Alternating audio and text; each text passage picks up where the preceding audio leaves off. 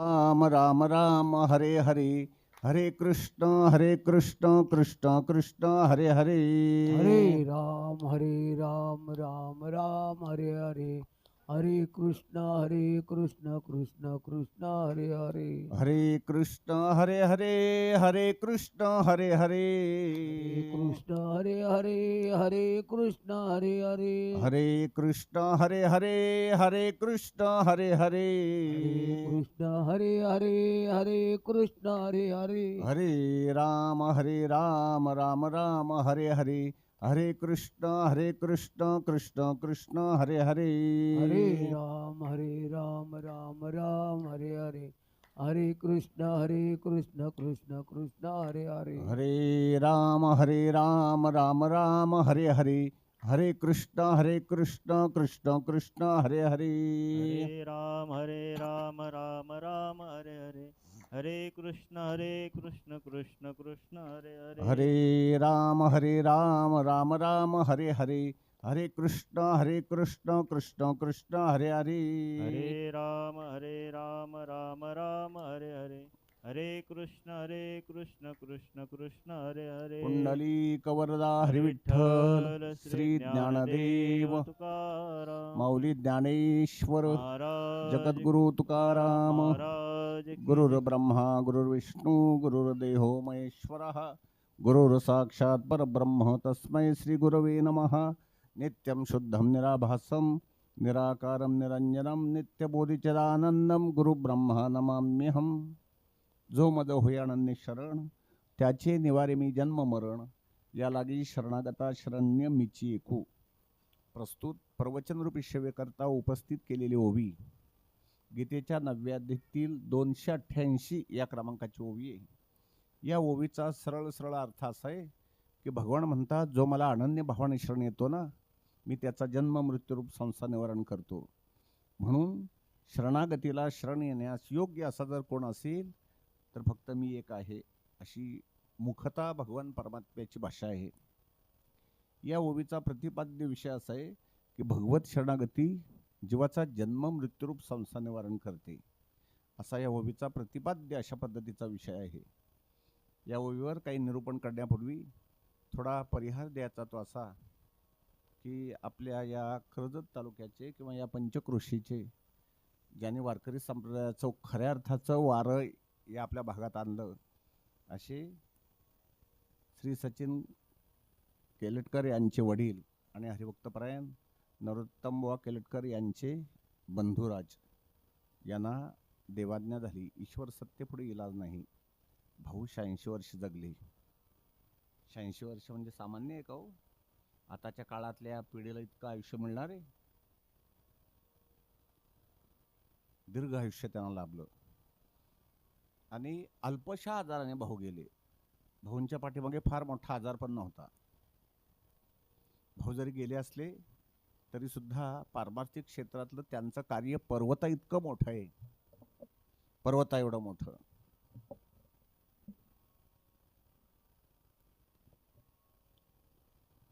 ज्या काळामध्ये आपल्या भागामध्ये संप्रदायाचा गंध नव्हता, भजन करायचे लोक, पण खरं वारकरी सांप्रदायिक वारं भाऊने आपल्या भागामध्ये आणलं.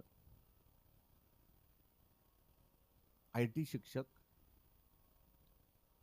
आणि नाशिकला असताना वेदांत वाचस्पती काव्यतीर्थ जगन्नाथ महाराज पवार उर्फ अण्णा, फार मोठे महाराष्ट्रातले गाढे वेदांत शास्त्राचे अभ्यासक, अण्णांशी भाऊंचा परिचय झाला. भाऊंचा वारसाच पारमार्थिक असल्या कारणाने, कारण भाऊंचे वडील वैकुंठवासी आंबेकर महाराजांचे शिष्य, पारमार्थिक वारसा असल्या कारणाने जगन्नाथ अण्णांशी मैत्री झाली आणि जगन्नाथ अण्णा कार्यक्रम करून दबले की 20व्याला भाऊंच्याकडे यायचे. बरं, विश्रांतीला इकडे यायचे, पण इथं पण त्यांच्या वाट्याला कीर्तनच असायचं. भाऊ त्यांची सेवा आयोजित करायचे. वेणगावला ते अनेक वेळा आले. करुणी उच्चित प्रेम घाली हृदयात हा अभंग जगन्नाथ अण्णांनी एकदा घेतलेला. चुरा चुरा कर माखन खाया, गवलन का नंद कमर का नाही, ही काल्याला गवलन घेतलेली. त्याच्यानंतर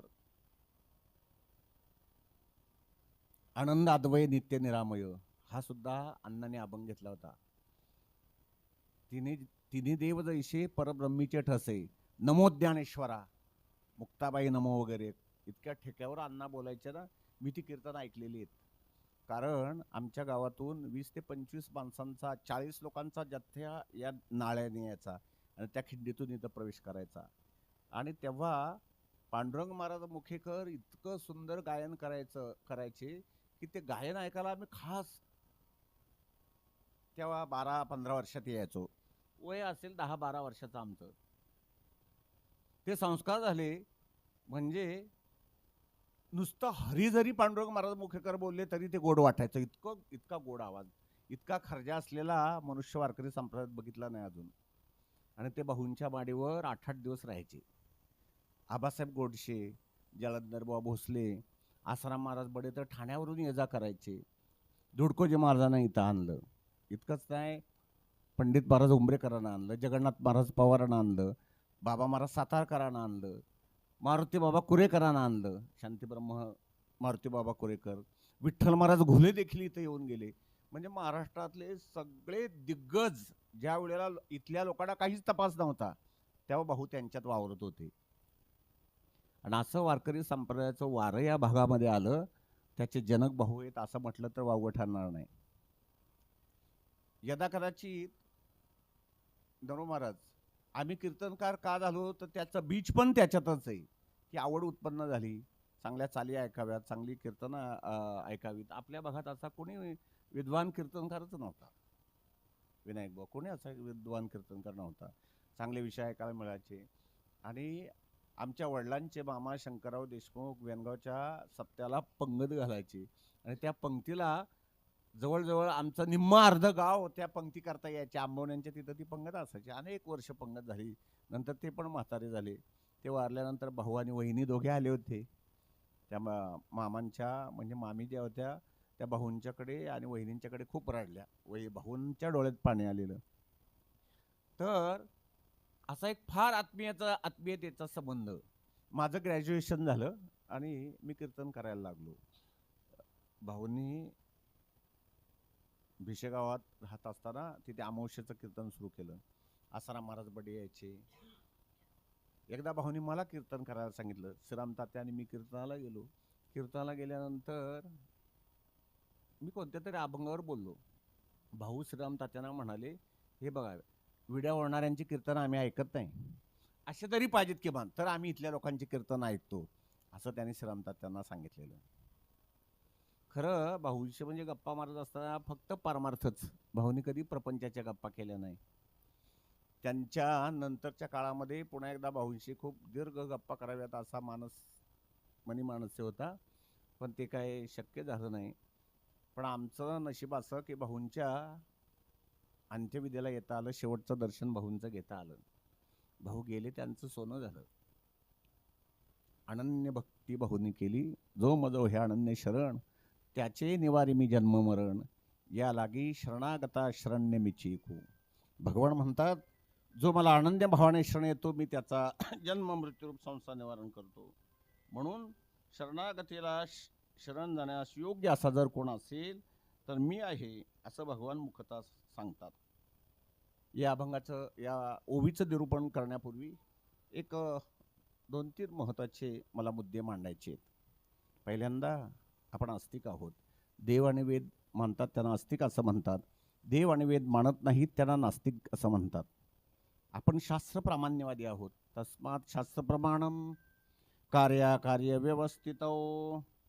तस्मात् शास्त्रप्रमाणम कार्याकार्य व्यवस्थितो. कार्य काय आणि अकार्य काय याच्याकरता भगवान परमात्म्यांनी शास्त्राला शरण जाण्याचा सल्ला दिलाय. आपण आस्तिक लोक आहोत आणि आपल्याकरता आपण शास्त्रप्रामाण्यवादी असल्या कारणाने एखादी गोष्ट देवाने करा अशी सांगितली आणि शास्त्राने तीच गोष्ट करू नका असं जर सांगितलं असेल तर देवाचं न ऐकता आपण शास्त्राचं ऐकतो, इतके आपण शास्त्रप्रामाण्यवादी लोक आहोत. आणि आपल्याकरता एक महत्त्वाचं शास्त्र आहे. एकम शास्त्रम देवकी पुत्र गीतम. देवकी पुत्र भगवान श्रीकृष्णानं गायलेलं गीता नावाचं शास्त्र हे तुमच्या आमच्याकरता एक महत्त्वाचं शास्त्र आहे. या गीताशास्त्राकडे जर आपण पाहिलं ना तर गीतेमध्ये केवळ साधनांचा समुच्चय नाही, तर साधनांचा क्रम समुच्चय आहे. कर्म, उपासना आणि ज्ञान असा क्रम समुच्चय पाहायला सापडतो. गीतेचा पहिला अध्याय म्हणजे गीताशास्त्राची प्रस्तावना आहे. गीतेच्या दुसऱ्या अध्यायामध्ये भगवान परमात्म्याने सांख्ययोग प्रतिपादन केलेलं आहे. गीतेच्या तिसऱ्या अध्यायामध्ये भगवान परमात्म्यांनी कर्मकांड सांगितलेलं आहे. पुढे ज्ञानकांड, उपासनाकांड आणि गीतेचा 18वा अध्याय जो आहे तो 18वा अध्याय हे एकाध्यायी गीताचे आहे. 18वा अध्याय म्हणजे एकाध्यायी गीताच अशा पद्धतीचं चिंतन आपल्याला करता येईल बरं का. तेव्हा 18वा अध्याय म्हणजे एकाध्यायी गीता. ज्ञानेश्वरीचं पारायण करत असताना जर काही लोकांना ते पारायण 17वा अध्यायापर्यंत जमलं नाही तर काही लोक हे पारायण 18व्या अध्यायात बसतात. कारण 18वा अध्याय म्हणजे सारांश रूपाने गीता आहे बरं का. सारांश रूपाने गीता म्हणजे 18वा अध्याय. अशी ही गीताशास्त्राची आपल्याला संगती पाहायला सापडते. त्यातला उपासनाकांडातला 9वा अध्याय आणि 9व्या अध्यायातील गतिर्भरता प्रभू साक्षी निवासाशनम श्रुत प्रभवः प्रलयास्थानम निधानम बीजम व्ययम या श्लोकावरील शरणम या पदावरचं ज्ञानोबऱ्यांचं भाष्य बघा. जो मज होयानन्य शरण त्याची निवारी मी जन्म मरण या लागी शरणागता शरण्यमीची कू. भगवान म्हणतात जो मला अनन्य भावाने शरण येतो मी त्याचा जन्म मृत्यूरूप संसार निवारण करतो. फक्त 4 प्रश्न या संदर्भात मी उपस्थित करतो. कुणी शरण जावं, कोणाला शरण जावं, कसं शरण जावं आणि कशा करता शरण जावं या 4 प्रश्नांची उत्तरं झाली की या ओवीचा बराच विवरणात्मक भाग तुमच्या लक्षात येईल. पहिला प्रश्न असं आहे कुणी शरण जावं. तर या पहिल्या प्रश्नाचं सरळ उत्तर असं देता येईल की जीवाने शरण जावं. मग सगळ्या जीवाने शरण जावं का. पशुपक्षी हे जरी जीव झाले तरी भगवत शरणागतीची पात्रता मात्र त्या शरीरामध्ये नाही. पशुकाय पाप पुण्य जाणती उत्तम मध्यम भोग भोगिती. पशुपक्षी जरी जीव झाले तरी भगवत शरणागतीची पात्रता पशवादिकांच्या देहामध्ये नाही. पशवादिकांचा देह आणि नरदेह याचा जरा तुलनात्मक अभ्यास करा. पशवादिकांच्या देहापेक्षा नरदेह कितीतरी आखीव रेखीव अशा पद्धतीचा आहे. पशवादिकांच्या शरीराची वाणी आणि नरशरीराची वाणी याचं जरा चिंतन करा. बघा ना, कावळा बोलायला लागला काव काव खाणार, चिमणी बोलायला लागली फक्त चिवचिव, मांजराची भाषा काय आहे म्याव म्याव. फक्त ही ध्वनिरूप भाषा आहे. पशवादिकांची भाषा विकसित नाही. पण आपली नरदेहाची वाणी विचारात घ्या. आपली मराठी भाषात जर आपण विचारात घेतली तर अ पासून आहा पर्यंतचे स्वर, क पासून ल पर्यंतची व्यंजनं म्हणजे स्वर व्यंजन रस्व दीर्घ स्वरादी विशिष्ट रचनेनी युक्त असलेली आमची भाषा किती श्रेष्ठ आहे याचं जरा चिंतन करा. म्हणजे पशवादिकांच्या वाणीपेक्षा नरदेहाची वाणी श्रेष्ठ. आणि शिवाय पशवादिकांना न दिलेली बुद्धिमत्ता भगवान परमात्म्याने या नरशरीराला दिलेली आहे. शिवाय वेदाच्या पान्हा सर्वथा नव्हे अर्जुना. वेदाचा अधिकार फक्त याच नरशरीरात असल्या कारणाने नरदेहाला आलेल्या जीवानेच भगवत शरणागती करावी असं सरळ उत्तर आपल्याला देता येईल. नरशरीराची ती पात्रता आहे. शास्त्राचे सगळे नियम आहेत ते कोणा करतायत. पशवादिकांसाठी की मानवासाठी. मानवासाठी शासनाचे कायदे कोणा करतायत जरा चिंतन करा ना. सगळे कायदे मानवा करता आहेत, पशवादिकांकरता नाहीत. म्हणजे नरशरीराची योग्यता पशवादिकांपेक्षा कितीतरी पटीने अधिक आहे.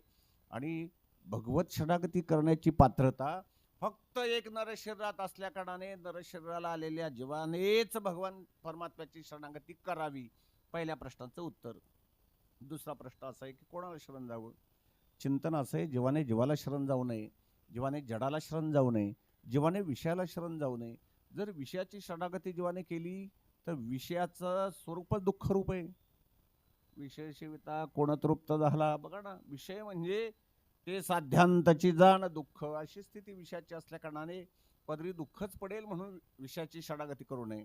जीवाने जडाला शरण जाऊ नये आणि जीवाने जीवालाही शरण जाऊ नये. कारण हा जीव येणारा जाणारा, तोही जीव येणारा जाणारा, दोघांचं दुःख एक, दोघांचा क्लेश एक, दोघांचा धर्म एक अशी स्थिती असल्या कारणाने जीवाने जीवाची शरणागती करू नये. एक उदाहरण असं आहे की एक डॉक्टर होते. त्या डॉक्टरकडे एक रुग्ण गेला. त्या रुग्णाला दृष्टीपटलाचा आजार होता. नेत्रभिंगामध्ये काहीतरी विकार असल्या कारणाने तो पेशंट डॉक्टरकडे गेला. डॉक्टरला म्हणाला, डॉक्टर साहेब मला नेत्रभिंगामध्ये आजार आहे, एका वस्तूच्या दोन वस्तू दिसतात. डॉक्टर साहेब काहीतरी उपाय करा ना. डॉक्टर तुम्ही एकटे आहात पण मला दोन दिसत आहेत, दोन दोन डॉक्टर दिसत आहेत, काहीतरी उपाय करा. डॉक्टर म्हणाले, अरे बाबा तुला एकट्याला आजार झाला आहे पण तुम्ही तिघेजण कशाला आलेत? मला काय सांगायचे यातून की पेशंट असा आहे की त्याला एका डॉक्टरचे दोन डॉक्टर दिसतात, पण डॉक्टर इतका डबल रुग्ण आहे की त्याला एका पेशंटचे तीन पेशंट दिसतात. कुणी कोणावर उपचार करावा ते बोला. म्हणजे दोघांचा क्लेश एक, दोघांचा धर्म एक, अशी स्थिती असल्या कारणाने जीवाने जीवाची शरणागती करू नये. जीवाने जीवाला शरण जाऊ नये असं चिंतन आपल्याला करता येईल. वैकुंठवासी रंगनाथ महाराज परभणीकर गुरुजी एक चिंतन सांगायचे. ते म्हणायचे की वेश्याला शरण जातो त्याला पामर म्हणा, बायकोला शरण जातो त्याला विषय म्हणा, सद्गुरूला शरण जातो त्याला भक्त म्हणा, आणि देवाला शरण जातो त्याला भक्त म्हणा. म्हणजे वेश्येची शरणागती करणारा तो पामर, बायकोची शरणागती करणारा तो विषयी, सद्गुरूची शरणागती करणारा तो मुमुक्षू, आणि देवाची शरणागती करतो त्याला भक्त असं म्हणतात. देवाची शरणागती करावी, पण कोणत्या देवाची शरणागती करावी? आपल्या हिंदू धर्म संस्कृतीमध्ये काही एक देव आहे? एक देव आहे? कितीतरी देव, भरपूर देव आपल्या हिंदू धर्म संस्कृतीमध्ये. बहुत देव बोलिले पुराणी, अनंत अवतार घेशी भक्ता कारणे, कणवालो कृपालू दिना लागी उद्धरणे. अनंत अवतार देवाचे, कोणत्या देवाची शरणागती करावी? 33 कोटी देवत्या चामुंडा, अष्टकोटी भैरव रे. म्हणजे ते 33 कोटी अष्टकोटी भैरव मिळून झाले 41 कोटी देव. कोणाची शरणागती करावी? आपण देवांचे प्रकार पाडूया. स्वर्गातले देव, मृत्यूलोकातले देव आणि पाताळातले देव, अशा 3 प्रकारात आपण देवांची विभागणी करू. स्वर्गातले देव, त्यांची शरणागती करावी का? पहिल्यांदा स्वर्गाला कोण जातो हे आपण लक्षात घेऊया. तरी सात्विक श्रद्धा जयाचा ओहे बाधा, बहुत करुणे मेघा स्वर्गे हाती. श्रद्धायुक्त अंतःकरणाने जो सात्विक कर्म करतो तो स्वर्गलोकाला जातो. पण जैसे का शतमक संपत्ती स्वर्गीची, 100 यज्ञ करणारा तो स्वर्गाधिपती इंद्र होतो. असा जरी इंद्र झाला तरी सुद्धा त्याचं जन्ममरण चुकलं का? हो नाही. ते तंभुक्त्वा स्वर्गलोकम विशालम, क्षिडे पुण्यमर्त्य लोकम विशंती. एवं त्रयधर्म मनो प्रपन्ना गता गतम काम कामा लभंते. मग तया पुण्याची पावटी सरे, सवेची इंद्रपणाची उठी उतरे. पुन्हा येऊ लागते माघारे मृत्यूलोका. जोपर्यंत पुण्य संच आहे तोपर्यंतच इंद्राचा दिव्य भोग. एकदा इंद्राचं पुण्य संपलं रे संपलं की पुन्हा येऊ लागती माघारे मृत्यूलोका. ज्ञानोबराशी उदाहरणं देतात. जोपर्यंत झोप आहे तोपर्यंतच स्वप्नीचा ठेवा. एकदा झोप संपली रे संपली की स्वप्नीचा ठेवा संपून जातो. जोपर्यंत पैसा आहे तोपर्यंतच त्या वेश्येचं सौजन्य. पैसा संपला रे संपला की ती वेश्या त्या पुरुषाकडे ढुंकूनही पाहत नाही. तसं पुण्य आहे तोपर्यंतच इंद्राचा दिव्य भोग. एकदा पुण्य संपलं की पुन्हा येऊ लागती माघारे मृत्यूलोका. पुन्हा त्या इंद्राला मृत्यूलोकात जन्माला यावं लागतं. रामायणात असा एक प्रसंग आहे. प्रभू रामचंद्र, सीताबाई, लक्ष्मणराय असे दंडकारण्यातून चालत होते. विश्रांती करता म्हणून एके ठिकाणी थांबले आणि प्रभू रामचंद्र हसले. सीताबाई म्हणाल्या, प्रभू तुम्ही का हसले? तो तेव्हा सीताबाई म्हणाल्या, प्रभू रामचंद्र म्हणाले, नाही ग सीते, आपलं सहज हसलो. नाही म्हणे, तुम्ही अवतारी पुरुष असे सहज हसणार नाहीत, काहीतरी कारण असलं पाहिजे. कारणाशिवाय कार्य घडत नाही म्हणे, काहीतरी कारण असलं पाहिजे. काय कारण आहे? प्रभू रामचंद्र म्हणाले, सीते कारण ऐकायचं आहे तुला? ऐक म्हणे. या मुंग्यांच्या रांगेकडे बघून मी हसतोय. इतकं सामान्य कारण, तुम्ही अवतारी पुरुष हसण्याचं हे कारण असावं? नाही म्हणे सीते, त्यामध्ये काहीतरी गूढ अर्थ लपलाय. काय गूढ अर्थ आहे? म्हणे असं आहे, त्या मुंग्यांच्या रांगेमध्ये एका मुंगळ्यावर दुसरा मुंगळा चढून चाललाय म्हणे, ते बघून मी हसतोय. एका मुंगळ्यावर दुसरा मुंगळा बसून चाललाय, यात काय हसण्यासारखं आहे? म्हणे असं आहे की जो वरती बसलेला जो मुंगळा आहे ना, तो अगोदरच्या जन्मीचा इंद्र होता. त्याचं पुण्य संपलं आणि पुन्हा येऊ लागती माघारी मृत्यूलोका. तो मृत्यूलोकात इंद्र म्हणून जन्माला आला. पण मला हसायला या गोष्टीचं आलंय की म्हणजे मागच्या जन्मात तो इंद्र होता, त्याला ऐरावतर बसण्याची सवय लागली होती, ती मुंगळ्याच्या जन्मात आलाय तरी सुद्धा संपलेलं आहे. हे बघून मला हसायला आलंय. म्हणजे इंद्र जरी झाला तरी सुद्धा तुका म्हणे जाती पुण्यक्षय अधोगती. म्हणजे इंद्राला स्वतःच जन्म मरण चुकलेलं नाही, तर तो इंद्र तुमचं आमचं मरण जन्ममरण निवृत्त करेल अशी स्थिती नाही. चला, इंद्रपदापेक्षा जरा ब्रह्मदेवाचं पद श्रेष्ठ आहे. त्या ब्रह्मदेवाची आपण शरणागती करूया. ब्रह्मदेव आपलं जन्ममरण निवारण करतोय का पाहू. पण ब्रह्मदेवाच्या पदाला कोण जातो हे ज्ञानोबारायांकडून आपण समजावून घेऊ. ज्ञानोबाराय म्हणाले, काशात एक जन्म जन्मोनी ब्रह्म कर्मा करीतोची ब्रह्मा अननो हे. जो 100 वेळा ब्राह्मण वंशात जन्माला येतो आणि ब्रह्मकर्म करतो तो ब्रह्मदेवाच्या पदाला जातो. किती वेळा जन्म? 100 वेळा. कोणत्या वंशात? ब्राह्मण वंशात. काय करावं लागतं? ब्रह्मकर्म करावं लागतं. नुसतं ब्राह्मण वंशात जन्माला येऊन तो ब्रह्मदेवाच्या पदाला जाईल अशी स्थिती, असं चिंतन आपल्याला करता येणार नाही. कारण ब्राह्मण वंशात जन्माला आलाय आणि व्यवसाय चाललाय नॉन व्हेजिटेरियन धाबा. असा व्यवसाय असेल तर तो ब्रह्मदेवाच्या पदाला कसं जाणार? आपल्या देशात एक ब्राह्मण आहे, अयंगर हे त्याचं नाव आहे, मद्रासी ब्राह्मण आहे तो. त्याचा व्यवसाय असा आहे की आपल्या देशामध्ये मांसाहाराची पॉकेट तो पॅक करतो आणि परदेशामध्ये निर्यात करतो. मग असा जर ब्राह्मण तो या व्यवसायाचा असेल तर तो कसा काय ब्रह्मदेवाच्या पदाला जाणार? ब्राह्मण वंशात तो जन्माला यावा, एकदा दोनदा नाही 100 वेळा. आणि 100 वेळा ब्राह्मण वंशात जन्माला येऊन जो ब्रह्मकर्म करतो तो ब्रह्मदेवाच्या पदाला जातो. असा जरी ब्रह्मदेव झाला तरी सुद्धा त्याचं जन्ममरण चुकलं का? नाही. गीताशास्त्रकार असं वर्णन करतात, आब्रह्म भुवनान लोका पुनरावर्तिनो अर्जुन मामोपेत्य तुका उंते पुनर्जन्मन विद्यते एरवी ब्रह्मपडाचे भडसे न चुकतीचं पुनरावृत्तीचे वळसे का निवटल्यांचे जैसे पोट न दुखे. म्हणजे इंद्रदेव ब्रह्मदेव त्यांचं जन्ममरण त्यांनाच चुकलं नाही तर तुमचं आमचं जन्ममरण ते कसं निवारण करणार? म्हणून स्वर्गातले दोन्ही देव शरणागती करण्यास अपात्र आहेत. चला, आपण मृत्यूलोकातल्या देवांची शरणागती करूया. आता मृत्यूलोकावरचे देव कोण? शेंदरी हेंदरी दैवते कोणती पूजे भूते खेते आपुल्या पोटी जी रडते मागती शिते अवदान. नाथ महाराज असं वर्णन करतात, शिळा तांब्याचे बाहुले केले पाठ मांडूने वरबई सविले गंध अक्षदा झाकोळले म्हणा येईल ते नाव ठेवले या जनाशी लागले वेड. काय? ज्या दगडावर शेंदूर थापला त्याला आपण देव म्हणतो. किंवा धातूचं बाहुलं तयार करायचं, पाठ मांडायचं, त्याच्यावर ठेवायचं, गंध अक्षदा व्हायच्या आणि त्याचं नाव देव. नाथ महाराज म्हणाले या जनाशी लागले वेड. इतकी देव ही संकल्पना संकुचित नाही. आपल्या गावाच्याच भोवती किती देव आहेत याचा जरा विचार करा ना. चडोबा, मसोबा, वेताळ, पीर, मुंजा, खळ्यातली रिटायर झालेली लक्ष्मी, डोंगरा अलीकडच्या आई, डोंगरा पलीकडच्या आई, कितीतरी देव. आपुल्या पोटी जी रडते आणि मागती शिते अवदान असे देव तुमचं आमचं जन्ममरण निवारण करतील असं चिंतन मांडता येणार नाही. म्हणजे मृत्यूलोकातले देव ते देखील आपलं जन्ममरण निवारण करू शकत नाही.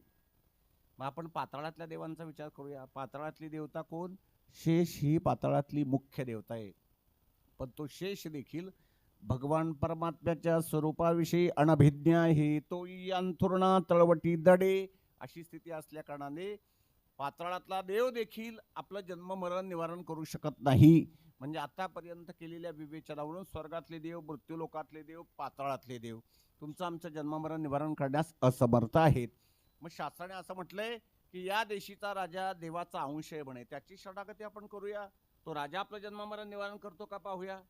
पण महाराज म्हणाले, सोडविना राजा देशीचा चौधरी आणि कसोयरी भली भली. या देशीचा राजा जरी देवाचा अंश असला असं शास्त्राचं जरी म्हणणं असलं तरी सुद्धा तो देखील संसाराचा दास आणि मर्त्य आहे. राजाचं जन्ममरण राजाला चुकलं नाही, तो आपलं जन्ममरण काय आपलं काय चुकवणार? म्हणून त्याची शरणागती करण्यात काय अर्थ नाही. मग शास्त्राने असं म्हटलंय, मातृदेव भव पितृदेव भव. माता पिता देवाच्या स्थानी आहेत, शास्त्राने त्या देवाचं स्थान दिलंय, पूज्य वंदनीय आहेत. पण अंतकाळाला मात्र दगाफटका देतात. एका गावामध्ये एक साधू महाराज आले होते. ते साधू महाराज त्या गावातल्या मारुतीरायाच्या मंदिरात उतरले. साधू महाराज रोज पुराण सांगायचे. गावातले बहुसंख्य लोक पुराण ऐकायला यायचे, पण त्या गावातले एक धनाढ्य गृहस्थ कधीच पुराण ऐकायला येत नसे. एक दिवस मंदिरात काय चाललंय म्हणून पाहण्याकरता तो गृहस्थ मंदिरात गेला. पाहतो तर पुराण संपलंय.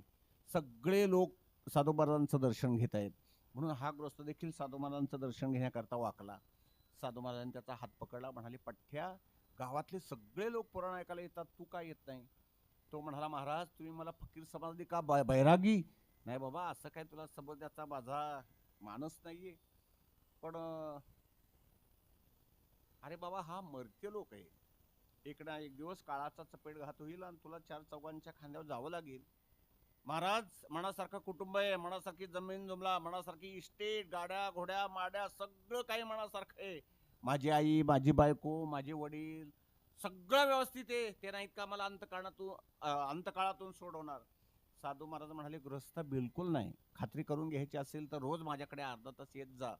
त्याप्रमाणे तो गृहस्थ रोज साधू महाराजांच्याकडे अर्धा तास जाऊ लागला. साधू महाराजांनी त्याला योगाभ्यास शिकवला.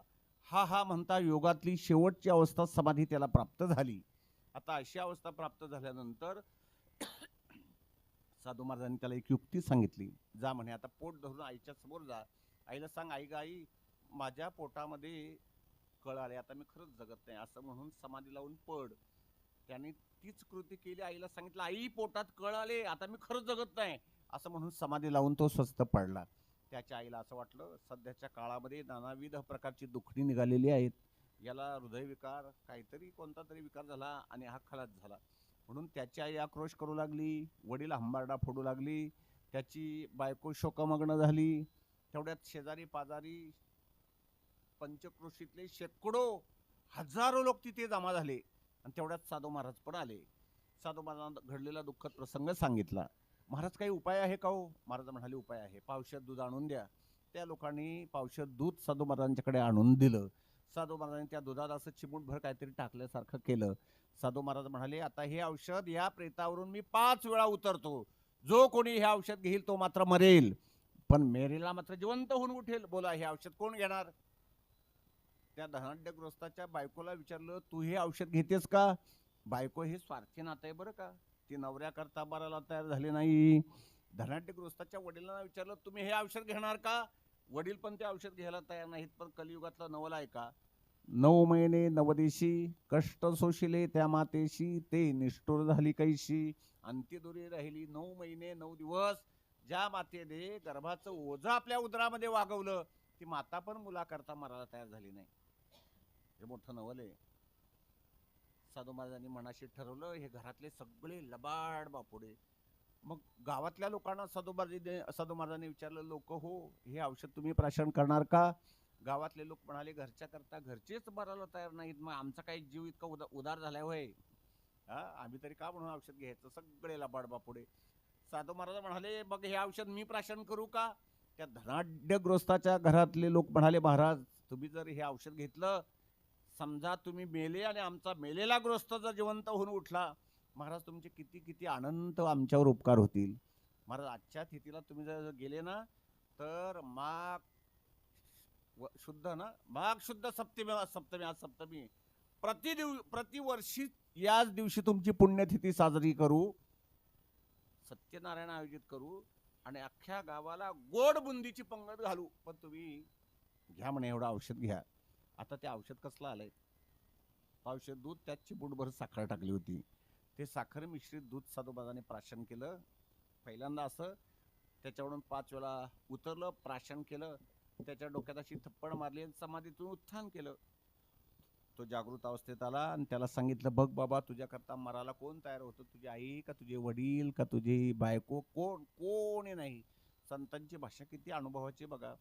माता पिता बंधू बहिणी कोणी न पवती निर्वाणी, इष्टमित्र स्वजन सखे हेतू सुखाची मांडणी, एकला मी दुःख भोगी कुंभ 5 जाचनी, तेथे तुझं सोडविना एका सद्गुरु वाचुनी. आतापर्यंत केलेल्या विवेचनावरून मातृदेव भव पितृदेव भव या देशीचा राजा, स्वर्गातले देव, मृत्यूलोकातले देव आणि पाताळातले देव, सगळे देव, हे सगळे देव जन्म मृत्यूच्या संसारातून आपल्याला सोडवण्यास असमर्थ आहेत. मग कोणत्या देवाची शरणागती करावी? तुकोबारायणा विचारा. महाराज म्हणाले, आलिया संसारा उठा वेग करा, शरण जा उदारा पांडुरंगा. भगवान परमात्मा पंढरीधीश पांडुरंगरायाची शरणागती करावी. कारण अहम सर्वस्य प्रभो मता सर्वं प्रवर्तते, यतो वा इमानी भूतानि जायन्ति येन जातानि जीवन्ति, यत् प्रयन्त्यभि संविशन्ति ती सर्व देवाय तस्मै बलिम अव्यहन्ति. किंवा वृक्षाची पान हलेजाची सत्ता, ज्याच्या सत्तेशिवाय वृक्षाचं पानही हलू शकत नाही, असा सर्व सत्ताधीश भगवान परमात्मा. पंढरीधीश पांडुरंगराय याची शरणागती करावी. 2 प्रश्न आपले सुटले. कोणी शरण जावं? नरदेहाला आलेल्या जीवाने शरण जावं. कोणाला शरण जावं? भगवान पंढरीधीश पांडुरंगरायाची शरणागती करावी. आता तिसरा प्रश्न असा आहे की त्या भगवान परमात्म्याला कसं शरण जावं? तर या प्रश्नाचं उत्तर असं आहे, जो मज होय अनन्य शरण, अनन्य भावाने त्याची शरणागती करावी.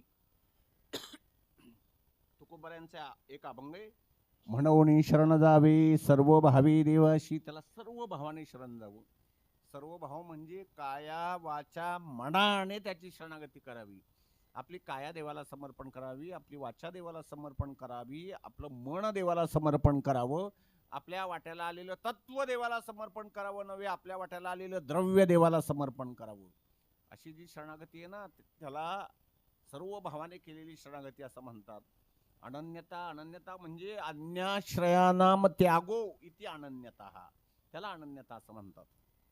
तुकोबारांच्या भाषेत सांगायचं झालं तर, तुझं वाचोनी काही व्हावी, ऐशी नको माझी आजीवी, तुका म्हणे द्यावी दर्शन पायाची, याला अनन्यता असं म्हणतात. आपण जी भक्ती करतो त्यात कुठंच अनन्यता दिसत नाही. अनन्य भक्ती या संदर्भात गोपिकांचं उदाहरण जितकं मार्मिक आहे इतकं पुराणात कोणतंच मार्मिक नाही. त्या गोपिका आपल्या डोईवर दही दुधाचा माठ घेऊन मथुरेच्या बाजाराला निघायच्या. वास्तविकतेने काय म्हणायला पाहिजे? दही घ्या दही, दूध घ्या दूध, असं ते म्हणायला पाहिजे. पण ती गोपिका म्हणते गोविंद घ्या घ्या कोणी, दामोदर घ्या गी, गोविंद घ्या दामोदर घ्या. त्या गवळणीची कृती प्रपंचाची आहे पण वृत्ती पूर्ण परमार्थाची आहे. आपलं असं आहे, आपली कृती परमार्थाची असते पण वृत्ती मात्र प्रपंचाची असते. जरा चिंतन करा तुम्ही, म्हणा विचारात घ्या. जेव्हा एखादा कीर्तनकार आपल्याकडे 41,000 50,000ची मागणी करतो, हा काय ही काय पद्धत झाली? याला काय परमार्थ म्हणतात? ठरवून कीर्तन करणारे आणि पैसे घेणारे हा धंदा केला या लोकांनी. म्हणजे कृती त्याची असेल परमार्थाची, कीर्तनाच्या गादीवरती उभे राहत असतील, पण तो व्यापारच आहे ना त्यांचा. कृती परमार्थाची पण वृत्ती प्रपंचाची आहे. गोपिका आपली भक्ती अनन्य आहे, देवाची भक्ती संतांची भक्ती अनन्य भक्ती आहे. त्या गोपिकेची बघा ना, ती कृती प्रपंचाची करते पण वृत्ती परमार्थाची. गोविंद घ्या कुणी, दामोदर घ्या गी, याला अनन्यता असं म्हणतात. आपण सत्यनारायण करतो ते तरी कुठं एवढं अनन्य भक्तीत मोडतंय. सत्यनारायणाला जर आपण फळ आणायला गेलो ना, तर तो बाजारातला फळवाला जो असतो देवाची फळं त्याची वेगळीच असतात. या आता महिला वर्गाने मार्गशीर्षातले गुरुवार केले, त्या फळवाल्यांच्याकडे त्या मेन कापडाच्या पिशवीत अशी फळं ती बांधलेलीच असायची. त्यात असा मोठा लाल बुंद सफरचंद अजिबात दिसला नाही. नासकी कुसकी फळं असतात. सुपारीची अशी अवस्था असते, सत्यनारायणच्या सुपाऱ्या पण वेगळ्या. ती फोडून जर दुसऱ्या दिवशी त्या भटजीभावाने खाल्ली तर त्याला डांग्या खोकला झाला पाहिजे, अशी त्या सुपारीची अवस्था. आणि कुठंच न चालणारा गुळगुळीत झालेला पैसा लोक त्या सत्यनारायणाला अर्पण करतात. मी एकदा सत्यनारायणाला गेलो होतो, दर्शन घेतलं आणि तिथेच त्या रूममध्ये बसलो. तेवढ्यात एक गृहस्थ आला आणि सत्यनारायणाचं दर्शन घेतलं. त्याने आपल्या खिशातून पैसा काढला. तो पैसा त्या चौरंगाखाली असलेल्या गडूमध्ये बुडवला. असा पाण्यात बुडवला, गडूत पाणी होतं, आणि असा गोल फिरवून त्यांनी सत्यनारायणाला अर्पण केला. मी त्याचा अर्थ असा लावला की हा भक्त असा म्हणतोय की बा सत्यनारायणा, हा गुळगुळीत झालेला पैसा एसटीला चालला नाही, रिक्षाला चालला नाही, संपूर्ण त्रिभुवनात फिरवला, कुठंच चालला नाही, घे तुला. काय भक्ती आहे? ह्याला काय भक्ती? असे न चालणाऱ्या वस्तू. आणि मग भटजीभाव म्हणतात, यजमान घ्या मागून, अस्माकं सकुटुंबानां सपरिवाराणां द्विपदानां चतुष्पदानां सहितानां क्षेम स्थैर्य आयु आरोग्य ऐश्वर्य समस्ताभ्युदय अभिवृद्धी. काय लक्षात आलं तुमच्या? अस्माकं आमच्या सकुटुंबानां सगळ्या कुटुंबाला सगळ्या परिवाराला, द्विपदानां घरातली 2 पायाचे जे कोणी असतील ते माणसं कोंबड्या वगैरे, या सगळ्यांना क्षेम स्थैर्य आयु आरोग्य ऐश्वर्य देवा हे सगळं दे म्हणे. एकाचे 2 होदे, 2चे 4 होदे, 4चे 5 होदे, 5चे 25, वेल मांडवाव जाऊ दे ना, मांडवही मोडू दे, एवढं दे. कशाच्या बदल्यात? नासक्या कुसक्या सुपाऱ्या न चालणारे पैसे याच्या बदल्यात. तुम्हाला खरं सांगू का, लोक जितकं बिनकामाचं आहे तितकं देवाला देतात आणि जितकं कामाचं आहे तेवढं प्रपंचाला अर्पण करतात. एक गृहस्थ माझ्याकडे आला, म्हणाला महाराज इतका हा आमचा पोरगा आहे ना, संस्थेत देऊन ठेवा आळंदीला. म्हटलं चांगली तुमची इच्छा आहे. हा तुमचा पोरगा कितवी शिकलाय? म्हणे 4थी 2 वेळा नापास. म्हटलं घरीच सांगा नांगर धराल त्याला. मोठा पोरगा काय करतोय? मोठा पोरगा 12वी पास आहे. मग त्याला का नाही पाठवत तुम्ही आळंदीला? कसं पाठवून जमेल? अहो तो कामाचं आहे, प्रपंचाचं आहे. म्हणजे जितकं कामाचं तितकं प्रपंचाला आणि बिनकामाचं तितकं देवाला. काय आळंदीमध्ये वृत्ती प्रभाकर, विचारसागर, पंचदशी, ज्ञानेश्वरी सारखा ग्रंथ एवढा अभ्यास करायचे. 4थीत 4 वेळा नापास झालेला पोरगा कसा चालेल हो? स्वामी विवेकानंद म्हणाले मला असे फक्त 4 यंग एज्युकेटेड तरुण द्या, मी संपूर्ण भारतभर धर्माचा प्रचार करीन. बरं का, वारकरी संप्रदाय फार श्रीमंत आहे.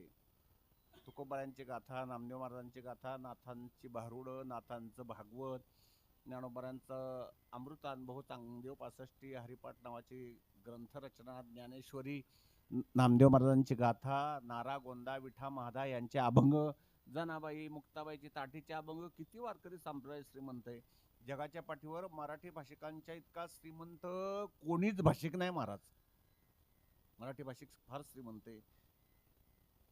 पण मराठी भाषिक इतका दुर्दैवी आणि करंट आहे की एवढं साहित्य अभ्यासाला असताना किमान त्याचं पाठांतर सोडूनच द्या, अभ्यास सोडूनच द्या, पण उभ्या आयुष्यात संत साहित्याचं एकदा पारायण देखील आपल्याकडून घडू नये. वाचलीत का आपण निळोबारायांचे अभंग? किती दुर्दैव आहे आपलं हे मराठी भाषिकांचं. तिथे यंग एज्युकेटेड शिकलेली पोरं पाहिजेत अभ्यास करायला. असं काही 4थीत 2 वेळा नापास झाला आणि त्याला आळंदीत द्या बिनकामाचा असं देवाला देऊन ती काय अनन्य भक्ती होणार नाही बरं का. तुझं वाचून काय व्हावे आयुष्य नको माझी जीवी, तुका म्हणे द्यावे दर्शन पायाची. भगवान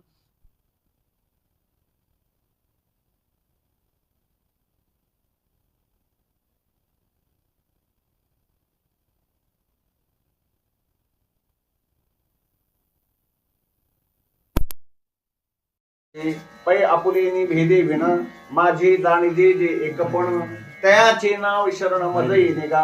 सुवर्णमणी सोनिया ये कळलू लगायचा पाणिया, तैसा मज धनंजय शरण तू. म्हणजे ज्ञानोबा असं वर्णन करतात, ज्याप्रमाणे गंगा सर्वांगाने समुद्राला मिळते त्याप्रमाणे अर्जुना तू अहम वाचा चित्तांग सर्व मला अर्पण कर आणि मग शरण येणे कर. घटाचा नाश झाला असता घटाकाश ज्याप्रमाणे महाकाशामध्ये ऐक्याने प्रवेश करतो अर्जुना, तसं तू मला ऐक्य भावाने शरण येणे कर. म्हणजे सोन्याचा मणी हा सुवर्णाशी अभिदत्वाने असतो, पाण्यावरची लाट पाण्याशी अभिदत्वाने असते, हे जे वस्त्रेन हे सुताशी अभिदत्वाने आहे. तसं अर्जुना तू आणि मी वेगळा आहे असं न समजता तू आणि मी एकच आहे ह्या भावाने जर शरण आला तर त्याला अनन्य शरणागती असं म्हणता येईल बरं का. असं अनन्य भावाने देवाला शरण जावं. आणि चौथा प्रश्न असा आहे की कशा करता देवाला शरण जावं. याचं उत्तर असेल की जीवाच्या पाठीमागे अनादी काळापासून जन्म मृत्यूरूप संसाराची परंपरा लागलेली आहे. आणि ही जन्म मृत्यूरूप संसाराची परंपरा एकदाची तुटावी असं वाटत असेल तर भगवत शरणागती हा एकच उपाय आहे. आपल्या पाठीमागे संसार लागलाय. संसार म्हणजे काय? घरदार, मुळं, वाळं, बायको, टोपलं, घमेळ, याला काय संसार म्हणत नाही, याला प्रपंच म्हणतात. संसार म्हणजे काय? शास्त्रीय भाषेत पुनरपि जननम पुनरपि मरणम पुनरपि जनने जठरे शयनम इह संसारे. शास्त्रकार म्हणतात याला संसार म्हणा. पुन्हा जन्माला यायचं, पुन्हा मरायचं, पुन्हा जन्माला यायचं, पुन्हा मरायचं, याला संसार म्हणतात. अगा उपदानी आणि निमणे हे सातची जे का मानणे तो जीवलोकू मी म्हणे संसार हण. त्याचं नाव आहे संसार. आणि या जन्म मृत्यूरूप संसार परंपरेतलं पहिलं दुःख आहे जन्माचं आणि शेवटचं दुःख आहे मरणाचं बरं का. पहिलं दुःख काय? जन्माचं पहिलं दुःख आहे.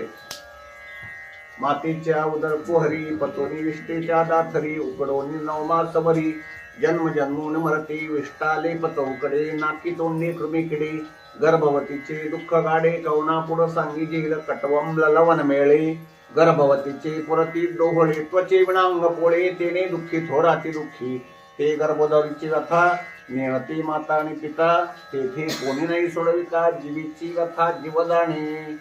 हे गर्भाचं दुःख आहे. विष्टाले तोहीकडे नाकी तोंडी कृमीकडे. खरं म्हणजे मलमूत्राच्या दाथरी तुमचा आमचा देह 9 महिने 9 दिवस शिल्लक. दाथरी शिल्लक म्हणजे काय? पूर्वीच्या काळी महिला मोदक करायच्या. आता ती ऑटोमॅटिक व्यवस्था आलेली, साचा आलाय, प्रेशर कुकर मध्ये ते मोदक टाकले, 2 शिट्या झाल्या की मोदक शिजले. पूर्वी असं नव्हतं. त्या महिला मोदक वळायच्या, फार सुंदर पाकळ्या पडायच्या हाताने, साचा वगैरे काय नव्हता तेव्हा. आणि ते मोदक वळून झाले की एका प्लेटमध्ये ठेवले जायचे. ते मोदक एका परडीत ठेवायचे. चुलीवर एक पातेलं ठेवलं जायचं, त्याच्यामध्ये एक आरा ठेवला जायचा, तो अर्धा बुडेल इतकंच पाणी टाकायचं. ते लाडू परडीमध्ये ठेवायचे आणि ती लाडवांनी भरलेली परडीच ना, हा, ती परडी त्या आऱ्यावर ठेवायची. वरती पातेल्यावर झाकण टाकायचं, खाली लाकड लावून जाळ केल्यानंतर पाण्याची वाफ झाली की त्या वाफेवर ते लाडू शिजायचे. याला दाथरी शिजणं असं म्हणतात. तसा तुमचा आमचा हा नरदेह गर्भामध्ये असताना मलमूत्राच्या दाथरी शिजलाय. काय दुःख असतील गर्भाचं याचं जरा चिंतन करा. किंवा जेव्हा वातावरणाचं तापमान 44-45 डिग्री सेंटीग्रेड असतं तेव्हा मातेच्या उदरामध्ये काही एअर कंडिशन असतो. उकडवणी नवमा सवरी, हे गर्भवासाचं दुःख. म्हणजे जन्म मृत्यूरूप संसार परंपरेतलं पहिलं दुःख जन्माचं आणि शेवटचं दुःख आहे मरणाचं. प्रत्येकाला काय पाहिजे ना काय नकोय. प्रत्येकाला सार्वभौम राजाची गादी पाहिजे, पण मरण मात्र कोणालाच नकोय. आणि ते तर तुमच्या आमच्या पाठीलाच पुजलेलं आहे. जो खाटेवर आला तो ताटेवर जाणार म्हणजे जाणार. ज्याचं बारसं झालंय ना त्याचा 13वा हा ठरलेला तसा सिद्धांत आहे. 9 भी मर गए, 10 भी मर गए 788, 33 कोटी देवता मर गए, पड़े काल के फांसी, फिर मर गए पैगंबर मर गए जिंदा जोगी, एथनाई उरवाले अवतार, एरते पामर जीव किती. प्रत्येकाला जावं लागणार आहे महाराज. असे हे भाड्यानं आणलेलं आहे, एक ना एक दिवस सोडावंच लागणार आहे. असं नाही कशी त्याची जमीन आणि राहील त्याचं घर, असं नाही. हे भाड्यानं आणलंय, सोडावं लागणार आहे. स्वातंत्र्यपूर्व काळामध्ये लोकमान्य टिळक म्हणाले, स्वराज्य हा माझा जन्मसिद्ध हक्क आहे, तो मी मिळवणारच. या वाक्याचा जरा व्यत्यास करा. या मृत्यू लोकांमध्ये माझा जन्म झाला ना, मग मरण हा माझा जन्मसिद्ध हक्क तुम्ही मिळवणारच, असं नाही, मिळणारच. हा हक्क आपल्याला बजवावाच लागणार आहे. इथना उरवले अवतार, एरते पामर जीव किती. जावं लागणार आहे. टपतो उंदीर गळूपाय बोका, तैसा काळ लोका ग्रासी तसे. किंवा आयुष्य मोजाया बैसला मापारी, तू कारे व्यवहारी संसारीच्या. तेव्हा आयुष्य जाता हे पहा, काळ जपतसे महा, घोर स्वैताचा पहा, ध्याने रहा श्री हरीच्या धनदारा पुत्रजन. एक ना एक दिवस जावं लागणार आहे. आणि ज्या वेळेला काळाचा मृत्यूचा हल्ला होईल त्यावेळेला मारिती तोडीती झोडीती निष्ठुर, यमाचे किंकर बहुसाल, नाही त्या यमाची करुणा, बाहेर काढीती कुडी प्राणा, ओढाल सापडे जैसे धान्य, थोर यातना करी जेती, नाही त्या यमाची करुणा. त्या यमाला करुणा नाही. ओढाल सापडे जैसे धान्य म्हणजे एखादी ओढाल गाय चांगली भात निसवलेली दुधावर आलेली, अशा भातात जर ओढाळ गाय शिरली आणि त्या शेतकऱ्याच्या जर लक्षात आलं तर तो दगड म्हणू नका, वीट म्हणू नका, काठी म्हणू नका, जे मिळेल त्याने त्या गायीला हाणतो. तसं स्वैराचारी जर यमदूतांच्या ताब्यात सापडला तर ओढाळ सापडे जैसे धान्य. एखादा पॉकेट मार रेल्वेने प्रवास करत असताना रेड हँड पॉकेट मारताना पकडला तर त्या डब्यामध्ये जितके प्रवासी असतील तितके हात धुवून घेतात. मिळेल तो हात धुवून घेतो. तसं ओढाळ सापडे जैसे धान्य. तसं स्वैराचारी जर यमदूतांच्या ताब्यात सापडला तर मारिती तोडीती झोडीती निष्ठुर. हे दुःख आहे यमाचं. पहिलं दुःख आहे जन्माचं, शेवटचं दुःख आहे मरणाचं. आणि या 2 दुःखांच्या दरम्यान आध्यात्मिक, अधिदैविक आणि अधिभौतिक असं त्रिविध तापाचं दुःख जीवाला भोगावं लागतं. अनेक दुःखे सांगू किती, सकल संसाराची स्थिती, न साहे पाशान फुटती, भवकापचित्ते भरलासी. तेव्हा अशा ह्या जन्म मृत्यूरूप संसारातून जर आपल्याला सुटावं असं वाटत असेल तर भगवत शरणागती केल्याशिवाय आपल्याला पर्याय नाही. आणि अनन्य भक्ताचा जन्म मृत्यूरूप संसार भगवान परमात्मा सोडवत असतो. रामायणात असा एक प्रसंग आलाय की प्रभू रामचंद्र सीतामाई अशी दंडकारण्यातून जात असताना वाटेत शरयू नावाची नदी लागली. पहिलं थडीला जाण्याकरता गुहकाला पाचारलं प्रभू रामचंद्राने. सीताबाई, लक्ष्मणराय आणि प्रभू रामचंद्र त्या नावेत बसले, पहिल्या थडीला गेले आणि आपल्या बोटातील अंगठी काढून ते देऊ लागले. कोणाला? गुहकाला. गुहकाला म्हटलं, अरे बाबा, तू माझ्यावर उपकार केलाय, काहीतरी मोबदला म्हणून घे. पण तो गुहक भगवान प्रभू रामचंद्राचा अनन्य भक्त असल्या कारणाने काहीही घ्यायला तयार नाही. शेवटी प्रभू रामचंद्र म्हणाले, अरे बाबा, तू माझ्यावर उपकार केलाय, काहीतरी घे. नाही म्हणे, प्रभू, मी तुमच्याकडून काहीच घेऊ इच्छित नाही, कारण तुम्ही आणि मी समान धंदेवाईक आहोत. प्रभू रामचंद्र म्हणाले, गुहका, तू आणि मी समान धंदेवाईक कसा? तेव्हा त्या गुहकाने दिलेलं उत्तर मोठं मार्मिक आहे. तो गुहक म्हणतोय, प्रभू, ज्याप्रमाणे या शरयू नावाच्या नदीच्या ऐल तीराकडून पैल तीराकडे असंख्य जीवांना प्रवाशांना मी घेऊन जातो, तसं तुम्ही देखील या भवसागरामध्ये, या माया नदीमध्ये, या जन्म मृत्यू संसारामध्ये असंख्य जीव पडतात, त्यांना तुम्ही पहिलं थडीला घेऊन जाता. या दृष्टीने विचार करतात, तुमचा आणि माझा धंदा समान आहे आणि म्हणून मी तुमच्याकडून मोबदला घेऊ इच्छित नाही. प्रभू रामचंद्र फारच आग्रह करायला लागले. तेव्हा तो गुहक म्हणाला, प्रभू, तुम्हाला द्यायचा असेल तर द्या, आम्ही घ्यायला तयार आहे, पण तुम्ही देता आहात ते मला नको. मला काय द्या, तर ज्या वेळेला माझ्यावर मृत्यूचा हल्ला होईल त्यावेळेला मला मरणमुक्त करा, बास, एवढंच द्या. प्रभू रामचंद्रांनी त्या अनन्य गुहकाला मरणमुक्त केलं. जो मद होय अनन्य शरण, त्याची निवारी मी जन्म मरण, या लागी शरणागता शरण्यमीची कू. बघा, कुणी शरण जावं, कोणाला शरण जावं, कसं शरण जावं आणि कशा करता शरण जावं, या चारही प्रश्नांची उत्तरं मी आपल्या समोर दिली. आणि ही जी प्रवचन रूपी सेवा होती, ही प्रवचन रूपी सेवा वैकुंठवासी भाऊ महाराज केलटकर यांच्या चरणी मी समर्पित करतो. भाऊंचं जीवन आणि भाऊंनी त्यांच्या आयुष्यामध्ये जो परमार्थ केला, तो परमार्थ देवाला आवडला, फार देवाला आवडला. आणि असा एक दूरदृष्टी की बुद्धिपुरस्सरपणे, हेतुपुरस्सरपणे वारकरी संप्रदायातले फार मोठे मोठे महात्मे महाराज भाऊंनी इथं आणले. कर्जतचा 25व्या वर्षाचा सप्ताह केला, तुम्हाला आठवतोय नरोबा? कल्याणजी गायकवाड आले होते, त्याच्यानंतर एकनाथभाऊ कोष्टे वाजवायला होते, लक्ष्मण शेवाळे होते, आळंदीची पूर्ण टीम होती. त्यानंतर तिथे पारायण करण्याकरता पुंडलिक महाराज वेळुकर येणार होते, पण ते काय आले नाही. प्रदीपबुवा नलावडे पहिल्या दिवसाला, त्याच्यानंतर पुंडलिक महाराज वेळुकरांचं कीर्तन, तिथे पांडुरंग महाराज मुख्यकर गायला होते. 7 दिवस होते. आणि जगन्नाथ अण्णा 2 दिवस आणि काला, किसन महाराज साखऱ्यांचं कीर्तन होतं, बाबा महाराज सातारकर 2 दिवस होते. सगळे दिग्गज भाऊनी कर्जतच्या सप्ताहामध्ये आणले होते. आणि कर्जतच्या सप्ताहामध्ये भाऊ त्याच्यानंतर पुन्हा दिसले नाही. काय त्याला सामाजिक कारण आहेत, गड्डबाजी वगैरे काही कारण आहेत, त्याच्यामध्ये आम्ही सगळेच होरपून निघालो. त्यात काय त्याला भाऊ पण अपवाद ठरले नाहीत. पण तो जो कर्जतचा सप्ताह झाला 25व्या वर्षाचा, डॉक्टर देखण्यांचं पण भारूड भाऊनी घडून आणलं होतं. 12 का 25? 12. हा, आपण पोलीस ग्राउंडला केला तो सप्ताह.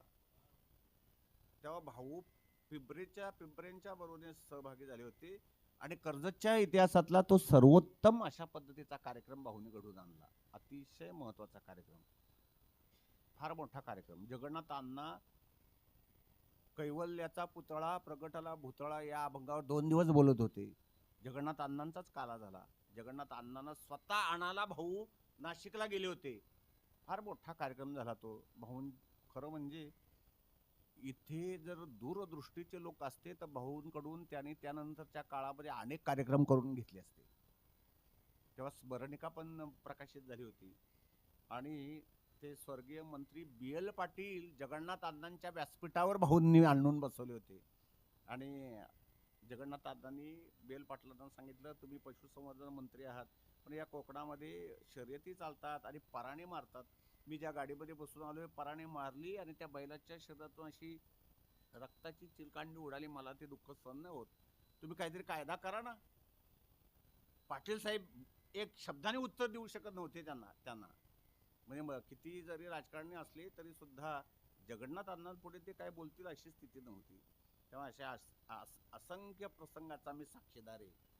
म्हणजे ती जुनी पिढी आणि आताची नवी पिढी अशा पिढीतला दुवा. सचिन तू मागे म्हटला त्याप्रमाणे आम्हाला ह्या सगळ्या गोष्टी आठवतात. भाऊंच्या आठवणी किती म्हणून सांगाव्यात, अजूनही आठवतात त्या सगळ्या. तेव्हा ही सेवा भाऊंच्या चरणी समर्पित करतो. पुंडलिक वरदा हरी विठ्ठल. श्री ज्ञानदेव तुकाराम माऊली ज्ञानेश्वर महाराज की जय. जगद्गुरु तुकाराम महाराज की जय. विठ्ठल विठ्ठल विठ्ठल विठ्ठल विठ्ठल.